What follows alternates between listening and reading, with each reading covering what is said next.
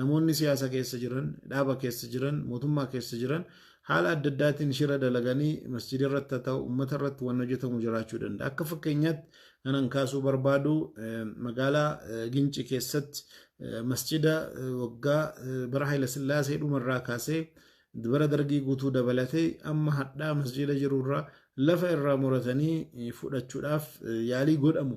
Faayila masjidni kun biiroo keessaa qabu balleessanii faayilli nu bira hin jiru jechuudhaan faayila musliimoota harka jiru xalayaa kaartaa masjidaa bahe waggaa kana hunda kanatti tajaajilan har'allee harka jaraa kan jiru kana isinirraa muunree fudhannaa lafti kun lafa masjidaati miti jedhanii yaalii gochuudha. Magaalaa sana irratti muslimni xiqqaatu irraa kan ka'e wanni akkanaa deemaa jira. Wanni kun dhaabbachuu qabaa jedheetan pirezidaantii naannoo Oromiyaa obbo Shimallis Abdiisaattis himeen jira. Namoonni qaamni kun ilaallatu tokko wal bira dhaabbanna utuu jedhamu maqaadhaan utuu haasa'amu kana keessatti akkana shira nama yaadu yoo callifnee ilaalle wanni kun akka sirrii hin taane atattamaan furmaata argachuu akka qabu hunda keessanuu assalaamu alaykum wa rahmatullahi wa barakatuh. Baga rabbiin haala kanaan wal nu agarsiise. Anis bakka jiru Finfinnee manarraa isinis bakkuma jirtan bakka adda addaa taatanii baga haala kanaan wal agarreen jedha.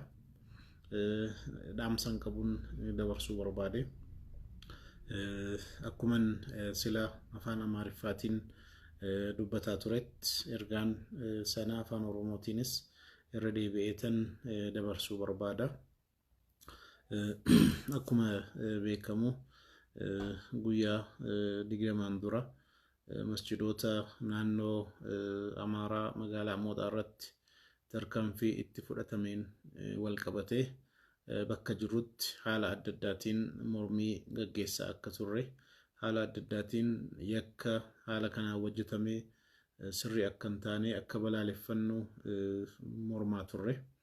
Kanaan wal qabatee dhaamsan qabu tokko tokkoon dabarsuu barbaada. Wanni jiru maalinni akkuma beekamu al tokko tokko rakkinni tokko ala dhufu gara tokkoon rakkinaa gara biraatiin immoo waan khayriin keessa jiraachuu danda'a jechuudha. Asaa an tuhibbu shay'an wa huwa sharrun lakum asaa an takrahu shay'an wa huwa khayrun lakum akkuma rabbiin jedhu sanatti waan tokko jaallachuu dandeenya garuu sharriin ta'uu danda'a waan tokko immoo jibbuu dandeenya immoo khayrii ta'uu danda'a.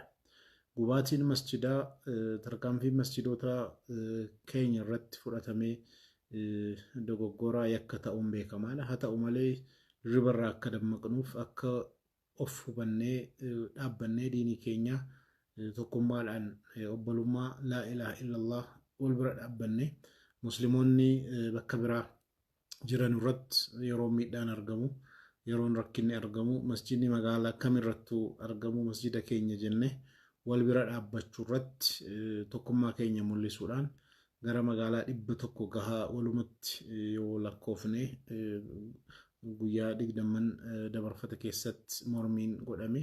Kana hunda keessatti muslimni Mooxaa jiru qobaasaa miti. Muslimni Arsii Dodolaa jiru, muslimni Yaabelloo jiru, muslimni Silxee jiru, muslimni Affaar jiru, Sumaalee jiru obbolummaadhaan wal bira dhaabbatee laa ilaaha illallahdhaan walitti hidhatee walii birmachuun wal bira dhaabbachuun sagalee walii dhageessisuun wal quba qabaachuun barbaachisaa akka ta'e haala kanarraa dammaqnee wal bira dhaabbachuun keenya beekamaadha. Kanaan wal qabateen dhaamsa tokko tokko qaba. Tokkoffaa haala jiru kana keessatti sochii amma jiru kana keessatti wanni ta'aa jiru kun waa hedduu nu hubachiisee jira. Tokkoffaa akka sabaattis akka Itoophiyaa warra jedhuttis siyaasa lammii gaggeessina warra jedhanuttis kallattii hundumaanuu namoonni hamma danda'aniin mirgaaf qabsoofna haala adda addaatiin qabsoofna jedhanii qabsaa hunjaraa beekamaadha. Sun mirga jiraatii ammas namni karaa amanuun mirga isaatii karaa siyaasaatiin qabsaahuun ni danda'a. Haa ta'u malee dubbii diinii keenyaa waan ajandaa masjidoota keenyaa waa'ee diinii keenyaa nu warra sagalee taanee wal bira dhaabbannee tokko taanee iyyinee waliin qabsoofnee waan gochuu qabu waan nurraa eegamu goone malee akka siyaasaatti warra deeman hundinuu dhibbaan dhibbatti waa'ee rakkina amantaa keenyaa keessa seenanii furmaata nuuf fiduu yookaan kallattii sanaan nuuf qabsaa'uu jennee haalli nuti eegnu kallattii tokko tokko irratti hanqina akka jiru sirriitti arginee jirra. Lammaffaa namoonni hedduun haqaaf qabsoofnaa, dhugaadhaaf qabsoofnaa, walqixxummaadhaaf qabsoofnaa, olaantummaa seeraatiif qabsoofnaa, dimokiraasii biyya kanatti fiduudhaaf qabsoofnaa waa hedduu jedhanii warri dubbataa turan yeroo dabarfate kana keessatti waa hedduu agarree jirra jechuudha. Tokkoffaa irra hedduun jira gaafa rakkinni diinii keenya argame, rakkinni islaamaa argame callisanii ilaaluudhaan miidiyaa qabanuun gabaasuu dhabuurraa kaasee warri kaan immoo dubbii kana dhukkaamsuu yaaluurraa kaasee haala adda addaatiin ala yaalii godhan dhugumaan namoonni waa hedduu bilisummaadhaaf, tokkummaadhaaf, haqaaf, dimokiraasiidhaaf, jijjiiramaaf dhaabbanna warri jedhan hedduun gaafa wanni akkana argamte dhugaadhaaf utuu hin ta'in eenyuuf akka dhaabbatan of akka saaxilaa turan argaa turre. Sagalee musliimoota dhukkaamsuurraan miidiyaa jaraa irratti dabarsuu barbaaduu dhabuurraan haala jarri mul'isaa turan argaa jirra. Miidiyaa muraasa qofatu dubbii keenya gabaasaa ture jechuudha.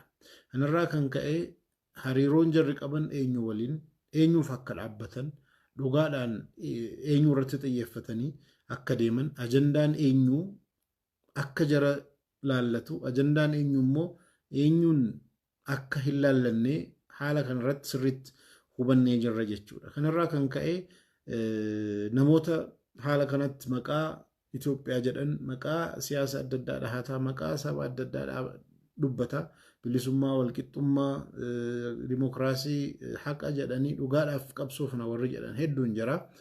Eenyuuf akka dhaabbatan dubbiin masgida akka jaran laallanne miidhaan muslima irratti gahu akka jaran laallanne muslima qabeenya jaraa yeroo saamamu akka jara hin laallanne sirriitti nutti mul'isanii jiru jechuudha. Magaalaa dhibba irratti mormiin yeroo godhamu maaltu kana ta'e jedhanii gabaasuudhaaf warri hin barbaanne hedduu arginee jirra miidiyaarra. Akkasumas immoo miidiyaa qabatanii gadi bu'anii bakka rakkinni kun dhalate mooxaas haa ta'u bakka biraas haa ta'u maaltu dhalate jedhanii keessa seenanii kana jedhanii miidiyaa jaraatiif illee gabaasuu irratti dubbiin akkanaa kan musliimoota gaafa ta'u callisanii ilaaluudhaan kaan immoo gaafa hiriirri hin jiru jedhamee kallattii majlisaatiin ala darbe himamu hin jiru jechuudhaaf himuudhaaf akka fiigan gaafa rakkinni argamu immoo callisanii utuu hin gabaasin eenyu akka dabarfatan miidiyaa mootummaa biyyoolessaa EBC dabalate miidiyaa faanaa dabalate miidiyoota kaan warri maqaa adda addaatiin dhaabbatan eenyuuf akka dhaabbatan dubbiin jaraa akka ajandaan keenya ajandaa jaraa akka hin taane sirriitti hubannee jirra jechuudha. Gara biraatiin immoo akka muslimaatti nu biyya kana keessatti rakkinoota keenya hiikuudhaaf sagalee keenya dhageessisuudhaaf ajandaa keenya furmaata kennisiisuudhaaf haala jiru kana keessatti nama dhiibbaa ta'uu danda'u ulamootarraa, darasootarraa, hayyoota islaamaarraa, miidiyaa qabnurraa, aktiivistootarraa hammam eessa jirra jennee akka of laallu waan godhutu argame jechuudha. Yoonu akka biyyaatti ajandaa keenya ajandaa biyyaa godhachuu hin dandeenye sagalee keenya sagalee dhukkaamsuudhaaf warri kan fiigannu yoo sagalee ol aanaa ta'ee rakkina keenya sirriitti dhageessisuu yoo hin dandeenye miidiyaa jajjabaa kan ummataa ta'e ummanni bira dhaabbatee da'waa sheeka waraabanii gadhiisuu qofatu hin ta'in gaafa rakkinaa kan rakkina dubbatu gaafa furmaata barbaadu waan furmaataa dubbatu gaafa hiriirri muslimaa jiru hiriira muslimaa kan gabaasu miidiyaa islaamaa irratti xiyyeeffatee muslima irratti xiyyeeffatee hojjetu dhabuun keenya maal akka ta'e warri qabnu immoo humnaan dadhabaa ta'uu jira. Warri afaan keenyaanis afaan biraatiinis kan islaamaa daddabarsan hanqina akka qaban cimanii dhaabbatanii miila lamaan hojii hojjechuu akka jararraa barbaachisus haalatti agarra jechuudha. Kana qofatu hin ta'in akka biyyaattis miidiyaa biyya irratti akkuma uummanni kaan miidiyaa qabutti waan siyaasaas waan biyyaas laalcha muslimaa bilisummaadhaan kan muslimaa qofatu hin ta'in kan hundaa dabarsuu kan danda'u mainstream miidiyaa dhabaachuun yeroo hundumaa nama biraa kadhachuu irratti yeroo hundumaa nama biraatiin nu gargaara nu gabaasa maaf nu gabaasne maaf callistane jenne nama biraa komataa taa'uun akka furmaata hin taane deemsi amma keessa dabarfanne sirriitti nutti mul'isee jira jechuudha. Kanaafuu aktivistoota jajjabaa afaan Amaariffaatiinis afaan Oromootiinis waa'ee diinii jaraa barreessan hedduu barbaanna.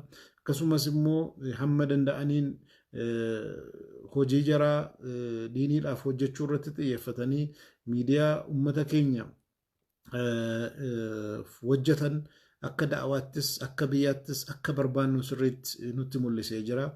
Gara biraatiin ulamoonni keenya gaafa hiriira bahan uummanni gaafa hiriira bahu otoo miidiyaan keenya amma qabnu kun Hamiltan haa ta'u Nuural Hudaa haa ta'u warra kaanis haa ta'u warri ala jirus miidiyaa Nuural Hudaa dabalatee TV Islaamaas akkasumas Risaalaas warri jiran afaan Oromootiin fakkeenyaaf warri dabarsanu qoba hundinuu dadhabaa akka ta'an argaa jirra. Cimanii walitti dhufanii humna jajjabeeffatanii wal bira dhaabbatanii dandeenyaan tokko lama ta'anii humna jabaadhaan uummatatti gabbahanii magaalaa hunda bakka hiriirri godhamutti kallattiidhaan hamma dabarsuu danda'anutti hamma humna horatanii haala kanaan uummata kana keessa deemanii magaalaa kana hunda keessa feesbuukiidhaan gabaasuu qofatu hin ta'in uummanni waraabee arguun otoo hin ta'in kallattii jabaadhaan rakkina jiru waan jiru baadiyyaa keessa magaalaa keessa deemanii akka hojjechuu danda'an uummannis akka jarri ciman bira dhaabbachuu qaba. Akka jarri jajjabaatan gochuu qaba. Magaalaa adda addaa irratti bira dhaabbatee humna ta'ee fi kallattii hundumaanuu cimsee yoo waan hojjetu kana haala kanaan hojjetanii bira dhaabbatan sagalee jaraa dhageessisan sheeka qabnu tokko sheeka masjidaa tokko sheeka aanaa tokko ta'urra sheeka addunyaan guutuun laalu hiriira baadiyyaa tokko keessatti waa'ee diiniitii godhamu hiriira addunyaan guutuun laaltu gochuu irratti yoonuu wal jabaannee diinii keenya laa ilaaha illallah jennee kan itti amanne kana obbolummaadhaan yoo mul'ifne malee nama biraa kadhataa nama biraatiin nu gabaasa akkana nu godhaa jedhaa deemuun hin rakkisa. Akka ta'e asirratti barannee jirra jechuudha.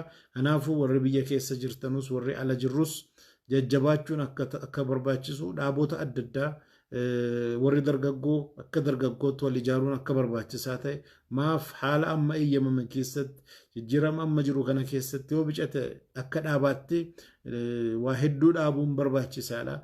Waldaa dargaggoo musliimoota Itoophiyaa dargaggoo musliimoota Oromiyaa dubartoota Itoophiyaa kan Oromiyaa akkasumas immoo haala adda addaatiin hayyoota musliimoota jedhanii wal ijaarree ajandaa diinii keenyaa qabnu sheekota qofa irratti utuu dhiisuu otoo hin ta'in majlisa qofa irratti utuu dhiisuu otoo hin ta'in hamma dandeenya wal ijaarree yoo dhaabbannee sagalee keenya sagalee dhageessisuu yoo dandeenya tokkummaadhaan yoo dhaabbachuu hin dandeenye yeroo hundumaa gaafa nu tuqan gaafa rakkinni argame iyyinee gabbaanee morminee gallaa achiin booda gaafa bira hamma jarri nu tuqanutti callifnee rafuu yoo ta'e dubbiin diinii keenya haala kanatti hin deemu.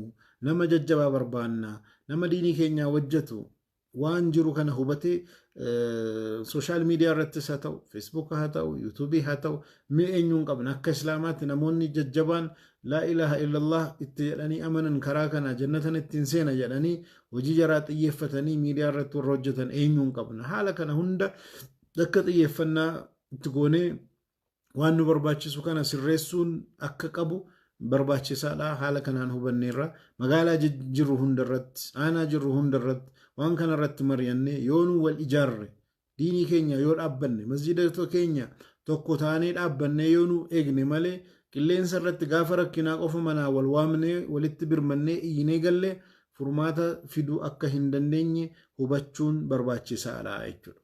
Qabxiin biraan kaasuu barbaadu asirratti maalinni jijjiiramni biyya kana keessa dhufeera jedhamee haala jijjiiramaan namni hedduun callifnee ilaallee rakkinni diinii keenyaas keessuma hiikama jennee yeroo laallu kana keessatti haalli nuti ilaalaa turre kun dhaabbannee akka sirreessuu qabnu wanni nutti mul'isu hedduun jira jechuudha. Tokkoffaa yeroo jijjiirama kana keessatti namoota kaayyoo adda addaa qabaniin masjidoota adda addaa irratti tarkaanfiin fudhatamee masjidni hamma 35 gahu gubachuurraa kaasee tarkaanfiin itti fudhatamu gubachuu qofatu hin ta'in tuffatamnee tuffachuu bira darbanii musliimoota miidhaman deebisanii jaruma yakkisiisanii musliimuma akkana godha jedhanii mul'isuudhaaf yaalii godhame yeroo ilaallu hammam akka tuffatamneef hammam jajjabaannee quraana rabbii diinii rabbii tokkummaa keenya eegsisuun dhaabbachuun barbaachisaa akka ta'e hundi keenyayyuu haala kanatti hubannee itti deemuun barbaachisaa akka ta'e haala kanatti hubanneerra. Kanaafuu akka diiniitti diinii keenya eenyuun dhaabbata? Hundi keenyayyuu akka siyaasaatti dhuguma ejjennoo adda addaa qabaachuu dandeenya. Saba tokko keessa warra jirru, saba adda addaa keessa warri jirru akka muslimaatti ejjennoo siyaasaa adda addaa qabaachuu dandeenya. Akka muslimaatti ejjennoo siyaasaa tokko haa qabannu jennee dhama'uus rakkachuunis sirrii miti. Namni bilisummaa qabuun waan itti amane dhaabaa ta'u sochii barbaade jala deemuun mirga isaati.